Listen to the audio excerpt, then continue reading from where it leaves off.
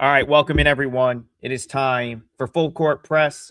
It's also $5 Tuesday at WagerTalk, which means myself, Rob Vino, every other handicapper on the site will have plays today on their page for just $5. So be sure to check that out. Be sure to check out Robin and my pages for joint specials from now through the end of the NCAA tournament. You've got 3-day specials in the full season. And we have a monster board today, Rob. So real quick recap of last night. I have to point this out. I have come on here numerous times and said, Rob, I made a good bet that lost.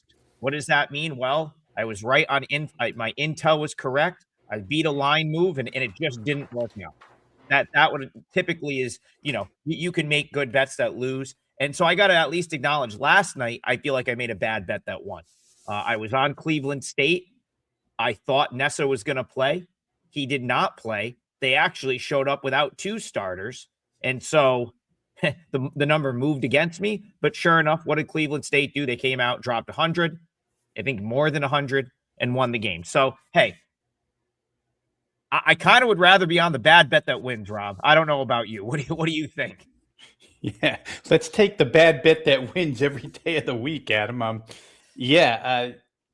That's definitely, there's the old saying, rather be lucky than good. And in instances we're unlucky in this business, when you do it every single day of the year or of the season, you're going to run into spots like that. And we'll take them. I mean, sometimes you have the wrong calculation, but it works out right in the final result. For myself last night, parlay record with Eastern Washington, 85-81 loss. And I tell you, I don't know if anyone, and in fact, if Garth, who was on the Eastern Washington side with me, if you watched that second half of that game, but that was as gut-wrenching and as frustrating as it could get, watching Idaho just get second chance after second chance after second chance and hit just about every 3 they threw up in the second half. But despite all that, Eastern Washington comes back and takes the lead 63-62, comes down the next possession, commits a foul. Idaho misses the front end. What happens? Offensive rebound, kick out 3, miss the 3. What happens? Offensive rebound, kick out for 3, make the 3, 65-62. And that's kind of how the entire second half went as Eastern Washington tried to claw back. You get out. And Rob, real quick, would be, that was an even better bet when Idaho showed up with no Colton Mitchell last night. So, you second leading scorer for Idaho doesn't play. You had to feel like you were in a good spot there. It just didn't work out. Yeah, 2 games in a row. Northern Colorado, I had their team total against Idaho, lost by a half because of no Colton Mitchell. And then again, no Colton Mitchell. We'll see. He'll probably return for the Big Sky tournament, I would think. And Biko Johnson's a nice backup, obviously senior, and did a nice job. But 25 second chance points, you just can't give them up, and you can't get beaten 42-18 from the 3-point arc. Stuff I didn't handicap, I have to admit. I didn't see any of that coming here. But watching Eastern Washington try to defensive rebound last night, you'd have thought the opponent was Michigan State, Arizona, Duke, Michigan, somebody that just are monsters on the boards. And Idaho's not monsters on the boards, but they were last night. Yeah, this is like specifically in those Big Sky games, and it's something we're going to have to keep an eye on for today. A lot of those Big Sky teams, I felt like, just sort of showed up to play last night, went through the motions for 40. They know that most of those teams were locked in to like their general seed, and it looks like they're all ready for the Big Sky tournament. The reason I bring that up is we're going to see a lot of teams playing tonight, teams from the Colonial, the America East, like teams that are already, the tournament field is essentially set, and now they're playing their final regular season game. So it's something that I'm sure we'll bring up on the show. Shane Russell says UCLA plays well at home. Let's go there first, Rob. I said, we got to pick one of these. For me, I'll harp on it. The feature game for me is always going to be an NCAA conference tournament game over a regular season finale. But we have to, we still have to do a show for the folks that pay us. And I know that they would love a feature game from a power conference, specifically one that maybe they can clip So I'm going to be a good company guy today, Rob. I picked the latest big game on the board for the feature game. And I'll start with the point Shane is making here, because I think that's ultimately the handicap. UCLA does play well at home. And I think we're starting to see, you've had Mick Cronin complain a little bit. I just pause there for a second because you could fill in the blank about just about anything. But he did complain about, having to travel early in the conference season. Well, I would say, Mick, you know what? It does work in your favor also, right? Because I think we're starting to see, Rob, teams struggling a little bit to go out to the West Coast, especially as it gets later in the season and now you have a West Coast trip. So, like, if you were to tell me, hey, I love the spot for UCLA because it's probably a tough spot for Nevada, I think I would agree with you there. If you were to tell me Nevada might do what Minnesota just did to UCLA over the weekend, space the floor and just torch them and go in there and win, I'd agree with that too. Nebraska's a top 10 team. If they can get over kind of having to go out to the West Coast, I don't see why they would not have success here. So how are you seeing this one, Rob? Do you want the spot with UCLA, or do you want what I consider to be the better team with Nebraska? Yeah, ultimately that is it, right, Adam? UCLA 7-0 straight up at home against Big Ten competition. Haven't lost on this floor yet as far as just straight up goes. And today, actually, you're only asking them to win straight up. I mean, -1.5. We've seen a line switch here. Some pick'ems still out there. Ones, shop the best you can. But essentially, you're asking UCLA to win the game, and you can money line those 1.5s down if you really wanted to. But you counter that by saying Nebraska's been great on the road. 6-2 against the spread on the Big Ten road. I mean, nothing has fazed these guys. And it's not like they've walked into horrendous arenas every time they've been on the road. I mean, cover at Michigan as a huge dog, win straight up in places like Indiana and Ohio State. So they've been very good on the road themselves. I think fundamentally, when you try to handicap this one out, Nebraska does have some edges. And it's interesting, the last game that they played, you talked about Nebraska beating USC the other day. And obviously, USC is going through some turmoil here. Chad Baker-Mazara kicked off the team. So that win, I think they took advantage of a team that was just in disarray. Eric Musselman's got a lot of work to do there. Here, they're not necessarily facing a team in disarray. You just hit on it a little bit. I talked about it the other day, how the team has responded to Mick Cronin, and then they go out and lose on the road at Minnesota. So UCLA is a funny team. Home road dichotomy is a real thing, but Nebraska unfazed by this stuff. Nebraska, the better shooting team. Stuff that Nebraska doesn't do well offensively, Adam, UCLA doesn't necessarily do well defensively, which kind of negates itself. So you can't take advantage of the fact that Nebraska doesn't get to the free throw line a lot. You can't take advantage of the fact that Nebraska doesn't offensive rebound really well, because UCLA doesn't do those on the defensive side very good either. What you wind up with is basically a debate. I think you ended it pretty well. The fundamental over the situational, or the situational over the fundamental. Both teams can climb standings here. Nebraska's in a position where they can be a 2 seed if they can. They're tied with 4 losses with Michigan State, 14-4 each. UCLA has the ability to climb the standings. They're only a game behind Purdue and Wisconsin. These teams both have 2 to play. So the intention, the focus, everything will be there.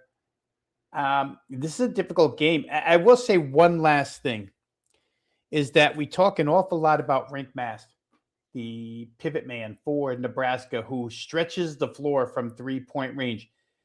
UCLA does have a guy in Tyler Bilodeau that is athletic enough to go out and cover him around the arc. So that advantage that usually helps Nebraska a little bit might not be such an advantage here tonight. And to counter that, Mast is going to have to guard Bilodeau. And Bilodeau is extremely athletic around the perimeter too. So that matchup there, which generally swings in Nebraska's favor, doesn't really swing in their favor tonight. I'd probably look at this game staying under the total. What I'm afraid of with that statement is game extension at the end. Close game, score foul, score foul, score foul, and before you know it, you're at 144 and you lose the bet. So nothing firm here on either side. I would say you have to make that decision which side of the fence you want to stand on. And for me, yeah, I'd rather firmly stand on one side of the fence in other games than this one.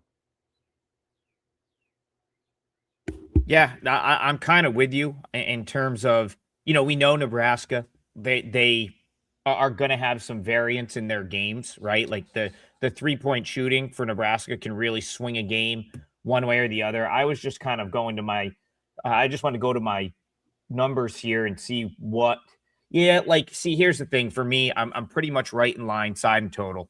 I think you can make a very strong case for both sides. And I'm kind of looking in the chat, and I think the chat is like sort of playing this out the way I would have expected this conversation to play out. There is very strong points to be made for Nebraska, and there's very strong points to be made for UCLA. If you're just trying to take the better basketball team here, I think you would take Nebraska. They have I don't know who it was. Maybe it was Bayou. I was scrolling the chat. I'm like trying to watch the chat, look into the camera, look at the odd screen. So I miss who sends some things sometimes. But whoever made the point of Nebraska's loss, like look at Nebraska's losses at Michigan, and they were down 2 starters, and they nearly won that game. They lost by 3. That's actually a win for Nebraska. They were a 10-point underdog. They were missing 2 starters. They led for the majority of that game. They lost by 3 to Michigan. Very, very impressive. A home game against Illinois, which was a huge revenge spot for Illinois. If you remember, Nebraska went to Illinois earlier this year and won at the buzzer. So big revenge spot. Illinois gets the win in that game. Again, that's another top 10 team.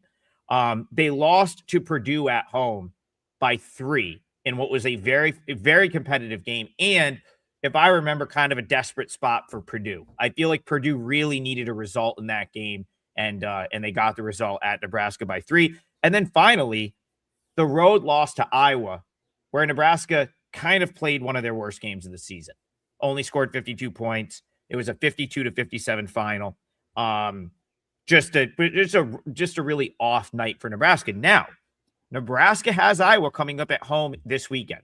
So if you want to make the case that Nebraska is looking ahead to that Iowa rematch because Nebraska, Iowa, I am certain that Nebraska cares more about Iowa, like the program. I would think the Iowa game is a bigger game than like UCLA, who they're probably still trying to figure out why they have to play UCLA or why they're in their league.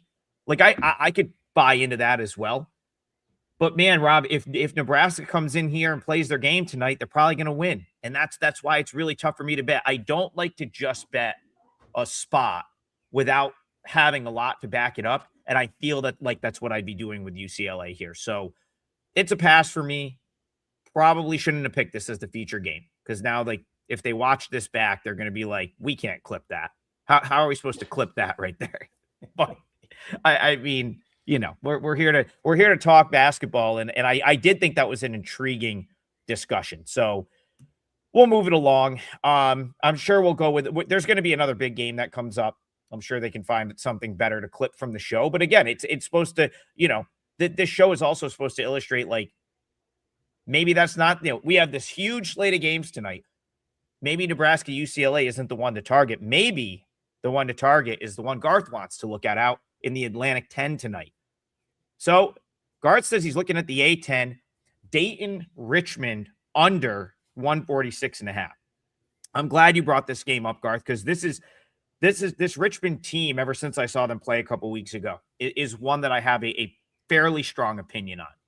And Rob, what I've noticed about Richmond is they are going to chuck threes. And if they go in, they're going to have a chance to win. And if they don't go in, they're going to lose. It is really that simple. They take a lot of outside shots. And my concern with Richmond, Rob, is they don't make up for it in other places. So it's like, they truly are a team that is going to live and die by the perimeter shot. Now, I have noticed that they are scrappy, and I like how they play from behind. Couple times this year, Richmond has dug themselves into a big hole, and I thought they did a really impressive job to get back in the game. The game I was at against VCU, they were down 20, came back to within 2. The following game, I believe I had them as a 5% play. They were down 15, came back and easily covered the 5.5. So how can you take that and make a case for the over? And then I guess I'll give my final thoughts on the side. I'm sorry, the under. Garth wants specifically says under, but make a case for the total either way. Yeah, and I think Garth is probably on the right side here because of the number where it is. It's in the higher half of the 140s. In the lower half of the 140s, I might not agree as much as I would with 146 and that. But let me just start with why I agree. It's because Anthony Grant's team seems to have gotten back to what Dayton basketball has been under him and what his entire coaching career has really been, which is very pedestrian-like pace led by your defense. So he slows the game, Adam. He cuts possessions in 2 different ways. They're playing better defense. And it's not remarkable defense. When you go through the game logs, it's not like they're holding teams to 30% shooting or less, but it's good enough to where when you play the methodical style, you can cut teams' opportunities to score. Last 6 games, on this 5-game winning streak that they're on, last 5 results, Davidson, 59 points. You can justify that. You could say to me, all right, Rob, Davidson's not a good offensive team. Okay. George Mason, 67 points. George Mason's not a great offensive team. Okay. St. Louis, 62 points.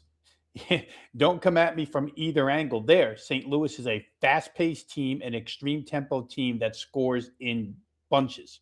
62 points. Little revenge in that game. And then GW, 66 points. These teams are all equivalent, if not better, than Richmond is offensively.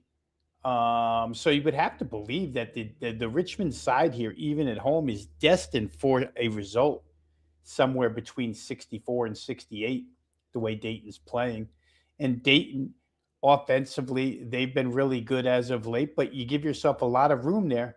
I mean, you could win a game 77-68, stay under, 78-68, and stay under. So just from the sheer mathematics of it, Adam, I like the fact that this total is priced, like I say, in the upper half of the 140s. I think it's a severe difference between being like 143.5, 144.5, 146.5 makes that difference. So I'd be with Garth in this instance, and we'll see.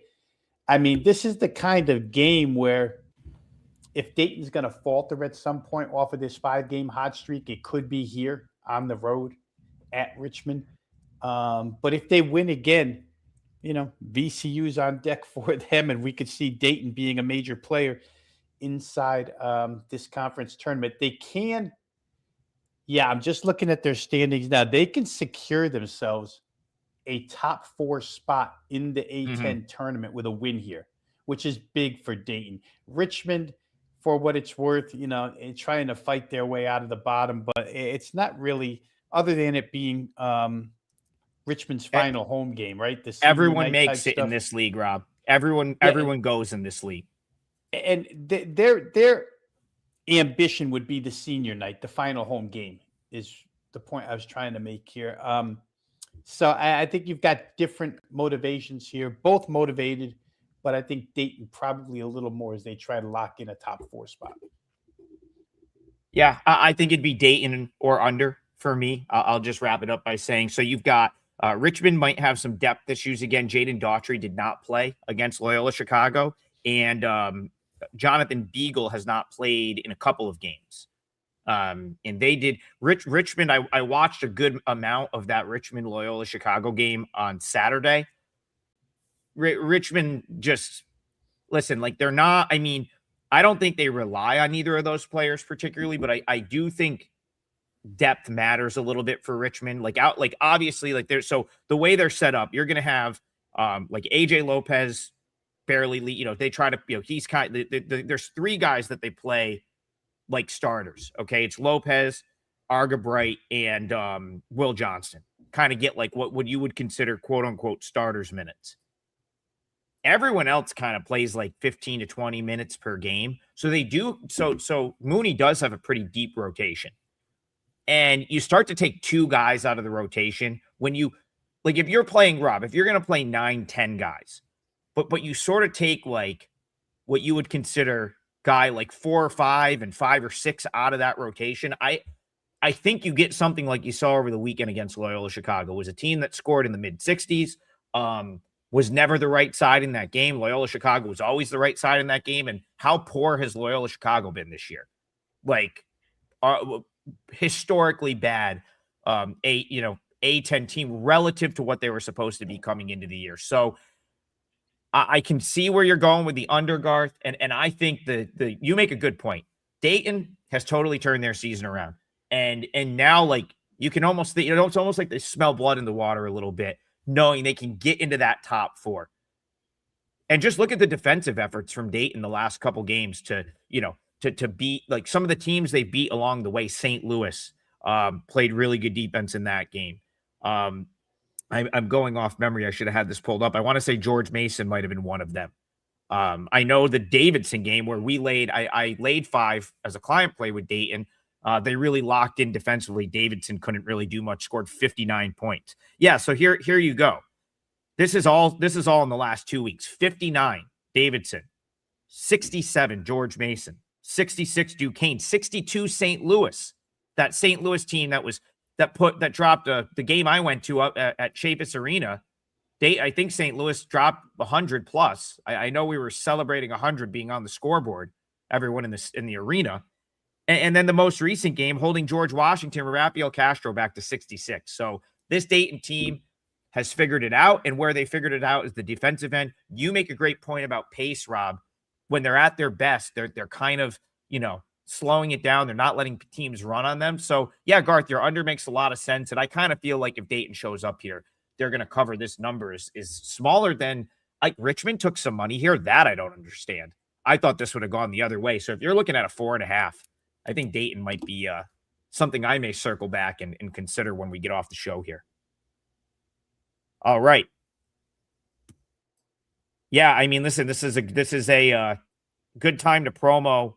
There's so many games today. I've got one locked in already. I'm probably going to give it out here on the show because I have a feeling I'll have quite a few plays on this board. And I've just been, we're at the point in the year, late in the year, where I'm going to take my time on some injury stuff and just making sure that we're not going to have a team show up and sit 3 guys. Probably what you and Ski do all season long in the NBA. Just try to figure out who the hell is playing, Rob, because that's what I think you might see. I think you might see some load management this week in college basketball. So it's something to keep an eye on. Where I was going with that, though, was you'll get all our plays on the 3-day double the firepower package, or I believe we have, at least for one more day, the March Madness package. Do you remember what they said about that? I probably should have read our email. Yeah, I think it was extended out. It had expired, but then got extended. So you're still able to go ahead and purchase both of our plays in a combo package, much like the double the CBB Firepower 3-day package. You could just have that right through the national championship game. And now, and those of you who have been watching the show since November, all these little conference tournaments, you're probably not going to get better info on these games than what you're getting here, Adam, especially with mid to low majors on top of personnel as well as anybody. So we're going to have plays, guys. We like this stuff, and you're probably going to get an exorbitant amount of plays. I will say this for myself, just speaking for myself, been in the plus column for the entire season, but have not played anything with a rating above 3% at WagerTalk all season long. And I can honestly say that 3% probably is on one hand. I could count them. But now that we're into the conference tournament and the major tournament stuff, we'll be upgrading a lot of these plays. You'll see more 4% stuff out of me. So a good time to get on board right through the end of March Madness. Adam, the only thing I don't recall is what they're charging for a price for the two of us, what the combo pack is priced at. I want to say $199, but don't hold me to that. I'm not positive. I'd have to go back and check the board here to see exactly where the Detroit office has that package price. But nonetheless, it's the busiest time of year. It's March Madness. You're going to get a ton of action from the two of us. And last thing I'll say is that I'll preface this package by saying I like it a lot, and I would like it as a consumer simply because Adam comes from a side perspective and I come from a totals perspective, and you get a huge mix of both with the two of us. So whatever you like, you'll find it here. Double the CBB Firepower, 3-day or full season. Yeah, I think I can count on one hand how many times we've been on this either like the same game, same side. I don't know if we've ever been head to head, but I do know like I know San Diego State was like one of the only ones I can think of where we both had it, and thankfully it won. So no complaints there. All right, I want to go to Mad Max here because this might exemplify load management as good as any game on the board tonight.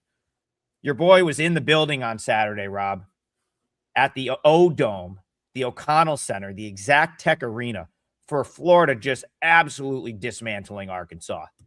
That was, listen, I've been around this year. I've seen a lot of the top 25 in person. That was as impressive of a performance that I've seen all season. Any team, I've seen Duke play twice in person, seen Arkansas play twice, Michigan State, Kansas, a lot of the top teams. And Florida, what they did to Arkansas on Saturday was as impressive as it gets. I stayed after the game for the net cutting ceremony. So because Alabama, I think it was the Alabama result, them beating Tennessee on Saturday, it created the outright conference win. So Florida, basically, they announced it before the game, which I was a little nervous of. I was like, not that I rode, CT loved Florida, so obviously I was there. I laid the 9.5 with him just for some action while I was there. And I was like, they literally made an announcement before the game. Like, if Florida wins, they win the SEC. Everyone goes nuts. Then they said to hang around after the game. I'm like, oh, I was like, did they just indirectly tell you that they're going to celebrate the SEC win before the game? Rob, by 15 minutes into that game, the celebration, they had shirts. I don't know how they did. Someone needs to explain to me how they already had the stuff. They had the shirts, the hats ready to go. They must have been generic. I didn't get a good look at them. It must have just said like SEC champions. But the point is, they celebrated that win. They cut the nets down. Todd Golden addressed the crowd. He's there with the shirt on, the backwards hat, thanking the fans. They now come in tonight as a 23. They're a 1,000,000-point favorite against Mississippi State. I would be shocked if like half of their starters don't get the night off. I already think Thomas Ho might either not play or barely play. There's some guys that are probably going to rest here. And if they're not going to rest, like you're likely going to see Golden like play everyone. Like that would I'd be really surprised if this is like, especially if like let's say they get up 15 or 20. The crowd went insane. The people that were still there, which was most of them, when they brought in the 7'9" guy at the end of the game against Arkansas. I forget his name. He's literally 8 feet tall, can barely move, but he's on the Florida bench. Point I'm trying to make here is Mad Max says he really likes Florida. I don't know that this is a Duke scenario like last night with NC State. I think this could be like because I believe, correct me if I'm wrong, Rob, but I think Florida heads to Kentucky this weekend. So to me, like this will be a celebration of basketball for Florida where the entire team plays, especially the seniors, the student manager who doesn't even have a uniform might end up in this game for Florida. And then they will take the Kentucky game this weekend serious because that's just, I think that would be in the name of like staying sharp. I don't know. I just like under those circumstances, I just don't think I could lay 23.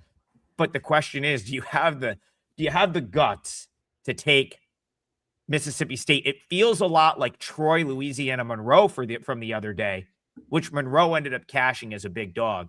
So what do you do with this game here for Mad Max? Yeah, it's hard just from that situational aspect. Mississippi State has shown you the last 2 games they're more than capable of being beaten by this number. Just in a great spot.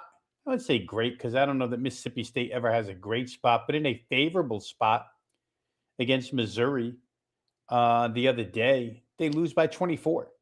And prior to that, they lost by 25. So you've got 2 consecutive games where they've lost by 23 plus, which is what you need tonight to go ahead and get a point spread covered. 91 plus out of Florida, I think could be somewhat in danger because of exactly what you said. You would expect everybody to play here. It's Florida's final home game. They've already done the work necessary to obtain the number 1 seed in the conference tournament. This is, you call it let down, call it sandwich, call it whatever you want. It's one of those spots where you just don't know that Florida is going to have maximum focus in this game. Where Mississippi State will come to play, they're not very good, but they're going to play the entire time. And Josh Hubbard is still capable of leading the team to a point spread cover. The 91.5, I do think just comes into issue because of the fact that you're probably not going to see a host of starters on the floor for Florida the last 5 minutes of this game, 4 minutes of this game. And when you're looking for buckets and you're trusting the deep reserves, the low-end reserves to get you those buckets, it's tough. So I think this is probably one of those spots where you can qualify it as a situational letdown off the high from Saturday, off the energetic performance of Saturday. That same energy probably not applied here by Florida. Who knows? They can roll the balls out and win this basketball game. So to me, for anybody who does watch the NBA show with myself and Ski Prophet, we had the same instance last night on an NBA level with Houston and the Washington Wizards. It just was, it was Houston concluding a road trip with a couple days of rest after that, and then a big game on Thursday night. And you saw it play out. Double-digit favorite wins by 5. Kind of the same thing here. Double-digit favorite that's not going to win by 5. They could probably win by 14, 15. 22.5 is a lot to ask in this particular situation as far as I'm concerned. And again, it correlates. To get 92 is a lot to ask in this situation. You might be better off. Was it Max who asked that question? I would say this. You might be better off isolating your bet to a first half bet, knowing that you'll probably get the Florida starters in full force for the first half. And if they don't come out half asleep or not caring, then you'll get exactly what you're asking for here, probably Florida points. I'm trying to look real fast before I turn it over to you, Adam, what the first half team total is here for Florida. And I'm showing 44.5. So it's been bet down from 45.5 to 44.5. But I think, Max, my inclination would be try something first half rather than full game. Jacob Hepner says Mississippi State is the play. I agree. If I was here, I'm trying to manually tweak my number with who I think is going to be out and how much it matters and who I think, even though if they're not out, they may play sparingly. I'm coming up with 18.5 as what the number should be for this game. So again, as you know, Rob, I always say this, the higher you get away from pick, right? The less a 4-point difference in my number. If it's the spread is 1 and I'm at 5, that's a big deal to me. Once you get up in the 20s, it's not as big of a deal, but that is where I'm at, 18.5 on Florida, all things considered. So there's some 23s out there right now. That's not a bad bet. Listen, you could be, it's one of those ones where you could look really stupid when it's all said and done. I think back to my Notre Dame bet from a couple weeks ago against Duke, but I'll say this again. I don't think this is the same scenario. I really do think Florida, this might be a televised practice, Rob. And then the game that they actually care a little bit about is this weekend in Lexington. So I will, Jacob and I are right in line. He goes, I wish I could show you all the papers I write down, all my predicted spreads. I have Florida minus 18.5. Well, we're right in line with that. That is, I'm right on 18.5 with you. And it would be Mississippi State or pass. All right, Bino, I'm going to take the floor here. I'm going to give out my parlay leg, and this is going to be a client play for me. And, oh, yeah, there it is. So, all right. So I wish I did this 10 minutes ago, but what I thought was going to happen happened. And here's what we're going to do. For the parlays, because we have a little ground to make up. We are going to go 3-teamers the rest of the way, because I think I want to get a full payoff on our parlay. It's going to be me, it's going to be you, and it's going to be someone that I think made a really smart point in the chat. Okay, that's going to be our 3-team parlay. I have not decided yet. It might be Jake. It might be Jacob, because our numbers land the same on Mississippi State. I haven't decided how much I want to piss you guys off yet. So we'll revisit that, because 22.5 Mississippi State might be in there. Bayou might take this over and be like, no, I'm giving the third leg out, which is fine, because I still owe him one. But the point is, we're going 3-teamers the rest of the way. I'm going to give out a 4%er right now. I played New Jersey Institute of Technology plus 5.5. Now, the reason I wish that I said I gave it out a few minutes ago is UMBC got bet further. I thought I was getting the best of the numbers. So UMBC got bet up, and it actually went to 6.5. And I said, man, I hope that's a head fake.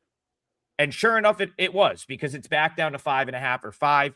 I played it at 5.5. That 6.5 was clearly someone manipulating the extra board at 9:45, 9:50 a.m.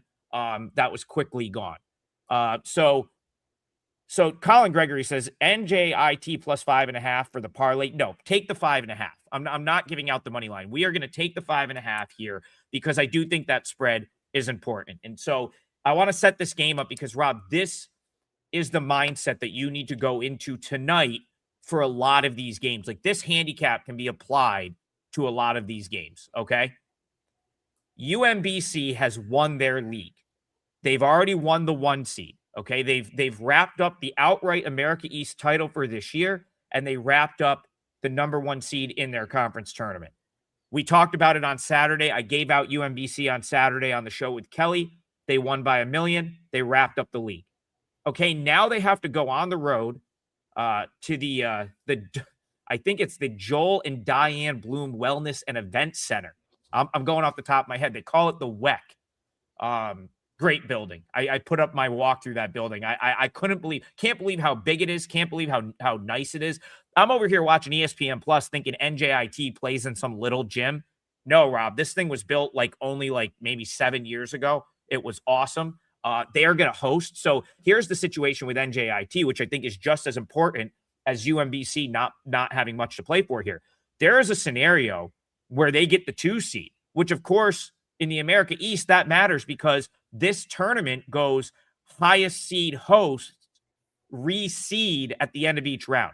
So remember, America East, higher seed host, reseed at the end of each round. So every seed is very, very important, because that 2, not only is that 2 the potentially hosting a semifinal, but it could mean you host the final or not. So again, they would need Vermont to lose, but still, it's possible. What I think is more important here for NJIT, Rob, is just playing a good game, because this team, I was at the Vermont game. I thought they played good enough to win. They didn't get a single call down the stretch. Vermont ends up winning by 6. It was a game that NJIT was competitive in throughout. And the last couple, over the weekend, they got crushed by Bryant. I just think that, I feel like they got a little bit tired. They went on the road. I believe that was a road game. My point is this. NJIT, just for the vibes, needs to play good tonight, right? I really think you'll love this. Their head coach is a former Seton Hall legend, Grant Billmeyer.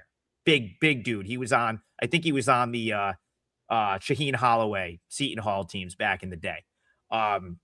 He's 6'11", and the guy goes absolutely nuts on the sideline. It's just funny watching tall dudes get pissed off and freak out. It's just a little bit different. The point is this. NJIT, in my opinion, needs some good mojo going into the conference tournament. This is the best season they've ever had. They are at worst here, the 3 seed. Someone says, does Rob talk? Hold on a second. This is my parlay leg. So I will let him speak in a second. They're at worst the 3 seed. They could be as high as the 2. I think they need to play well just to have some positive momentum going into the conference tournament. So New Jersey Institute of Technology plus 5.5 is my leg of the parlay. David Silva, yes, I'm giving Rob the floor in the second. Rob, either do you want to, if you have anything to add to this game, great. If not, and you want to go into your parlay leg, we can do that too. It's up to you. Well, I don't want to take away from anything. I couldn't get any more in depth about NJIT other than just to fortify the fact that you made that there are games that are going to be played this week, including tonight, where there is an importance level to one side and zero importance level to the other side. And unless it's a rivalry game, which like last night's Eastern Washington, Idaho game, it didn't matter in the standings or the seedings for those two Big Sky teams, but it is a rivalry game. That's a little different. Then you'll get full focus. That's what you got last night, 81-77 final. But in games where there's no rivalry to be had and one team cares and the other team doesn't about their position in the upcoming conference tournament, then, you know, the situational plays are there. Here you're getting a home underdog. So I'm all for everything that Adam just said. We could move on, though, and I don't know necessarily for a parlay leg. Just pick somebody out of the chat. You know what? Yeah, let me go. I'll go. Yeah, you need to go because they don't want to hear me talk right now. I just went way too long on NJIT, so we need to do your parlay leg. Yeah, guys. Hey, listen, they're not going to get any NJIT and UMBC inside talk on any other show. So obviously, you can take that as a added bonus here. I've got so many games on this card that I like tonight, and they'll all be up. You know, I'll probably have 4 on board. My $5 Tuesday play is already up for those who are interested. It's already up, but I'm going to go against my grain, and just to show that I am not an absolute homer in any way, shape, or form, I'm going to go play Oklahoma tonight against Missouri. Oklahoma in this instance is a 1-point favorite. No, they're not. They're 1.5, 2. Best you can get, guys, is 1.5. Mostly 2s out there. Let me go ahead and check money line on this. Approximately 35 cents. I would just assume lay the 2. Listen, this is as big a revenge game as there is on the board tonight. And Oklahoma is the team at home seeking the revenge. Missouri beat Oklahoma in overtime a little while back when, out of desperation, Mark Mitchell, who is not known for three-point shooting, power forward for Missouri, raced down the floor, down 2, heaved up a 3 at the buzzer. It went in. Mizzou wins 88-87. Oklahoma, in typical fashion this season, ends up on the short end of a game where they played hard and just did not come out with the win. They have blown countless amount of games in the second half this year. Games where Oklahoma's been competitive with this entire SEC and just didn't come up with the victory. But recently they've started to get a couple of these wins. And I think their mindset tonight is going to be to avenge what happened in Columbia, Missouri. Like I said, about a month, maybe 5 weeks ago. They certainly showed that day that they've got the talent to play with Mizzou. Mizzou comes off a 24-point pounding of Mississippi State the other day. And I think what Missouri has done overall now to this point is enough on the resume to get them in. I think Mizzou was kind of pushing to get into the tournament. I think they're safely in now. I don't check these bracketologists rankings every single day, but those of you who do, you'll probably find Missouri settled in the tournament by now. Got enough quality wins. The road win, even though it was against Mississippi State, probably helps a little bit because it was on the SEC road. But here, you know, one thing I've noticed as of late, Adam, is Nigel Pack's beginning to play the way we would expect him to play. Nigel Pack was off for a majority of the season as far as shooting is gone, but there's been a couple of instances here recently where Nigel Pack in the guard play for Oklahoma has been outstanding. Again, it's more situational spot, but the fundamentals come into it because having watched that game in Mizzou the first time around, you could see Oklahoma has every ingredient to beat Missouri and probably should have won that day.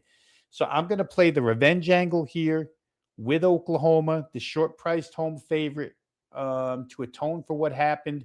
I don't foresee Mark Mitchell throwing in another 3 at the buzzer to defeat this team. I think Oklahoma right now is trying to make some strides heading into conference tournament action. There was a point in the season, Adam, and I think that I probably was not alone on this bandwagon, where I felt like, what, OU has suffered so many heartbreaking losses that they're just going to surrender.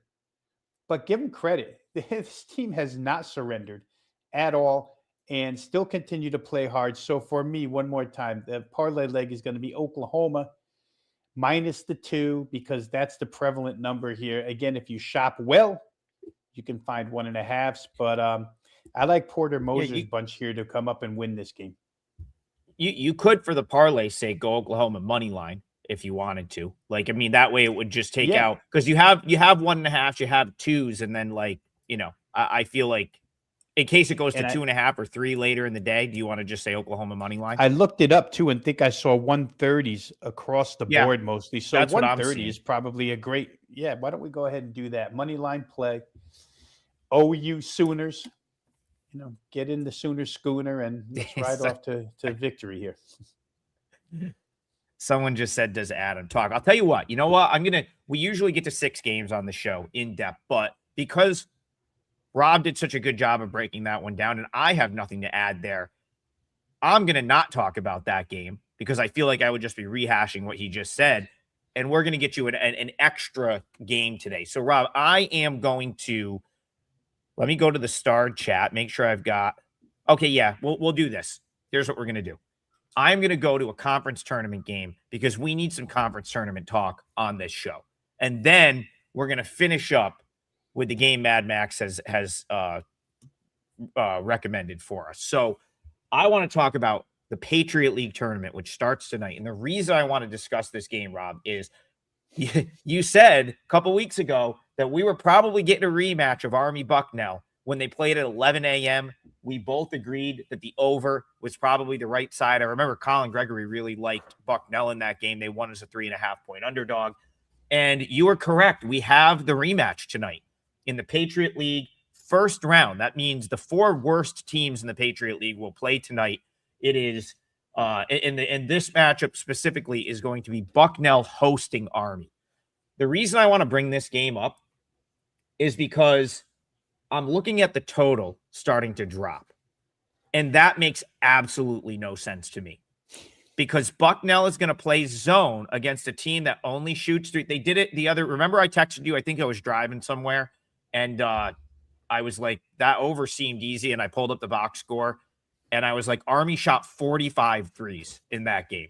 And I went back and looked, and basically Bucknell just let them shoot a 3, which is kind of an issue because all Army wants to do is shoot 3s. So it's almost like you're letting them do what they want to do. But at the same time, they couldn't defend Bucknell at all. What changes here, Rob? Why would we not see the same game we saw a couple weeks ago?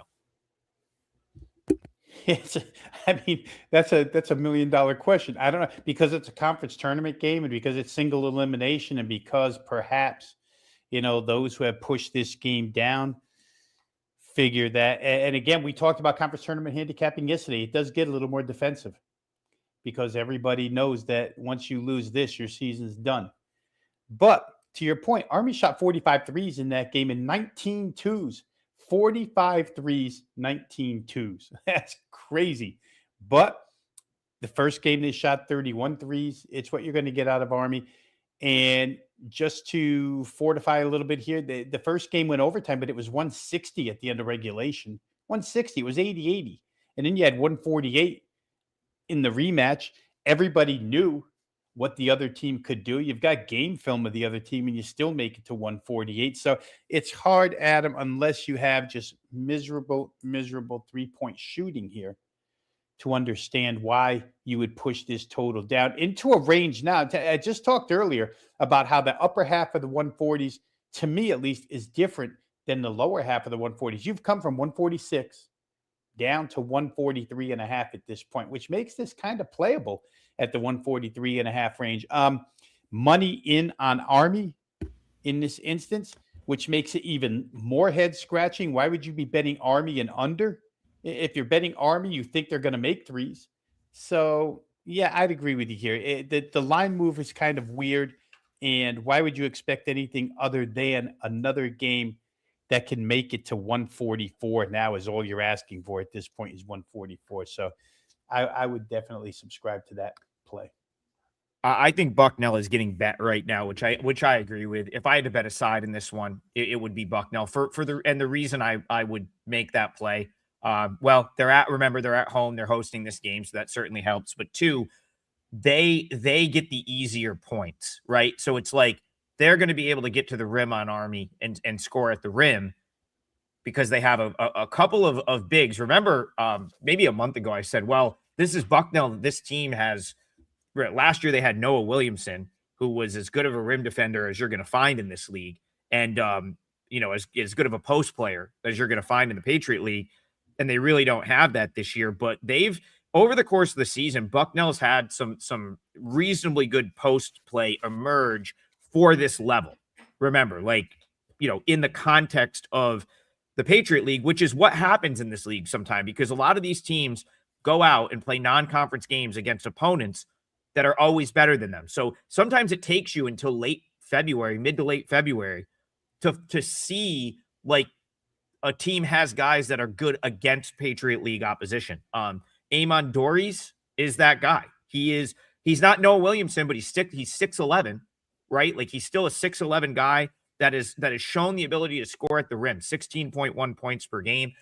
So the way I look at this game, Rob, I think Bucknell's going to get easier points and they're at home. I actually am a little bit off. I think I'm closer to 5.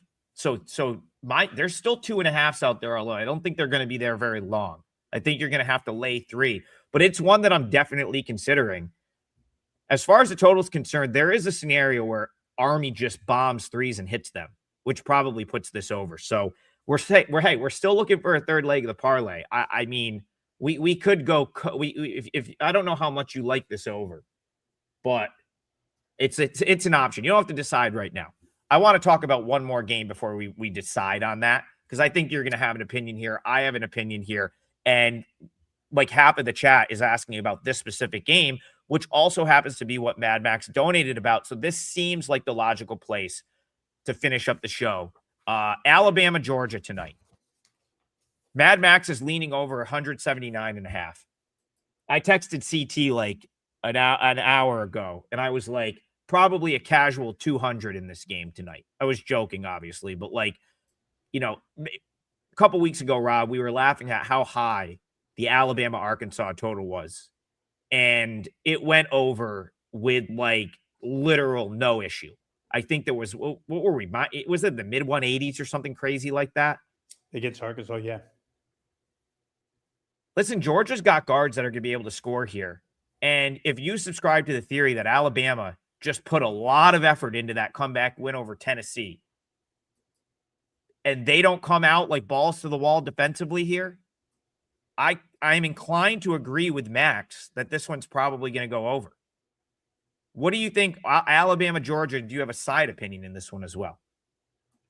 Well, 2 things here. A, I did cash a ticket on Georgia team total over against South Carolina the other day. They put up 87, but bigger than that is the last 4 games since Jeremiah Wilkinson returned to the lineup for Georgia, they have reverted back to basically what they were early on this season, where they just score. There was a lull in Georgia for a while without Wilkinson, but since Wilkinson's returned, the last 4 games, they've absolutely been on fire. 86, 91, 80, and 87. Alabama, ever since Charles Bediako was finally ruled ineligible to play for Alabama anymore, it just seems to me that they took their return natural Nate Oates form back and started scoring. Now, Saturday, because I'm such a bounce back player, the game against Tennessee is not like any Alabama game. When you play a game that low scoring, Alabama doesn't score. They hold their opponents down. I always look for the bounce back, and Alabama has an opponent here, much different than Tennessee, an opponent that will run with them. So I looked at this immediately. I'm not going to disagree with over 179.5 because, like you, Adam, after seeing that Arkansas game, it looks like the same exact game. especially with Wilkinson back for Georgia. And they probably, I wouldn't even say probably, they are less of a defensive team than Arkansas is, Georgia. So Alabama could be to 100 plus on their own. Georgia could get to 90 plus, their side. So I would totally agree with over 179.5 here. Yeah, I mean, because I don't see Georgia just getting like stop after stop against Alabama. I don't think, like, let's put it this way. If I wasn't so concerned that Bama was a little bit gassed from playing, from finishing the Tennessee game the way they finished it, I'd be like probably beyond I'd just be laying the money line with Bama. It was like Bama -1. Like I actually make them more like -5. But the reason I haven't bet it yet is my concern that this might be a spot where they allow some points to Georgia and suddenly we're in a game like a Bama Arkansas that's a game. And then of course you're factoring Georgia at home, the game probably meaning more to Georgia having the home fans. And it's like, then you're starting to be like, okay, do I want to play into that spot? But like for me, it's pretty strong leans here to Bama and the over. And I guess I'll throw it to you. So we have 3 options for the so I actually want to address this first. I got to address this first. Chris Mulhern. Listen, this is not like a negative thing, but I want to make sure that like if you're new to the show, like people know what they're getting with this show. He says the show is can't miss value plays. Where are the plays? Okay. Here's the thing. This show, like, where are the plays? I'm just going to promote, like, we work for WagerTalk. We sell our picks. Okay. So like we come on here an hour every single day, give in-depth information about 6 or 7 games. Today we did 7. I've already given out a pick I could sell on the website. So New Jersey Institute of Technology plus 5.5. That's a 4%. Any other day, it's a $25 pick on the site. Today we would sell it for 5 because it's Tuesday. Rob gave out Oklahoma as a pick. I don't know if that's a client play or him or not, but he gave that as a pick. We're going to find a third one we agree on in a second. And then we gave opinions in the other one. I'll say this till I'm blue in the face. If you just want the picks, head on over to WagerTalk. We have a great special up that gets you all of the picks. That is the way to get the picks. There is never a scenario where I'm coming on the show and Rob is coming on the show and we're just rattling off 15 to 20 opinions because we sell like otherwise Rob and I don't eat. So it's like, it's never going to happen. So if you're looking for the picks, wagertalk.com, there's specials on both of our page. That's how you get the picks. If you're looking for an hour of in-depth discussion on 6 or 7 games, you're in the right spot. And look at that. You do get picks because I've already given out a play that I'm betting. That's a play for my clients. Rob gave us Oklahoma. I didn't catch if that was a client play or not. And now we're gonna figure out a third one here, Rob. So I've got 3 options. Okay. We're either gonna ride with Jake on Mississippi State, or we're gonna do one of these totals. I'm gonna let you give your input on which one of those options you like best. Because I'm kind of like, I'm on the fence. I think all 3 are good options. Yeah, I would say if I were to list them in pecking order, and we're talking about very slim variance between these 3, Adam. I was just going to make the point about Army and Bucknell, where Ryan Curry and Jackson Bell, 2 guys who shoot a lot of threes for Army, were 3 of 20 last game. 3 of 20, those 2 guys. And that game still got to 148. Good reason to play that thing over 143.5. But if I have my way in this, my say would probably be the safest bet is the Alabama-Georgia game over 179.5. I think that's the safest. I probably like Mississippi State plus the best, but I don't feel it's the safest because you have the ability to get absolutely destroyed if things don't go your way. And I would prefer some first half stuff. So I'll my 2 cents is Alabama, Georgia over 179.5. I was going to say, you basically, you did not help at all right there. You basically said all 3 are good. They're all pretty much even. Yeah, let's do that. Colin says not going to overthink it. I'm taking a 2 unit on Bama and a 2 unit on Bama team total over. Colin, if you like the Bama team total over, I kind of think Georgia's team total over gets there as well. That's kind of what's keeping me off Bama. So let's do that. Let's go Bama, Georgia. What do we say? Over 179.5? Thank you, Colin. Is that what? Yeah, 179.5. Unless it's moved since we've been talking. Let me see. But it's 179.5. All right, let's do that. That's the 3-teamer for today. I think that's I like that a lot. My gut tells me that we're going to be laughing about how many points there are in this Alabama Georgia game, similar to the Arkansas game. And if it's close, I mean, it's a 1-point spread. You've always got the chance that it goes OT, just like that Arkansas Bama game did. Yep. Even though they never needed overtime for that was over easily. So we have hit the hour mark. We appreciate you guys tuning in. And I'm not trying to be like, I'm just trying to say, like, clearly, like, we can't, there's reasons we can't just rattle off 20 opinions, because then no one would buy our picks. So at any rate, the 3-teamer for today, which I feel good about this one, Rob. I've got a client play, a 4% play, a New Jersey Institute of Technology, the Highlanders plus 5.5 at the WEC tonight in Newark, New Jersey. Rob, you're going to go with Oklahoma money line. And then it seems like we all agree that there's going to be points galore in Alabama, Georgia. So we are going to go Alabama, Georgia over 179.5. Oklahoma money line, NJIT plus 5.5. That's our 3-teamer today. Let's run it up this month. We will be back tomorrow morning for more full court press, 10 a.m. Eastern. 10 a.m. Eastern right here on the WagerTalk YouTube channel. $5 Tuesday. Check out all the handicappers. $5 picks, and we will see you guys tomorrow.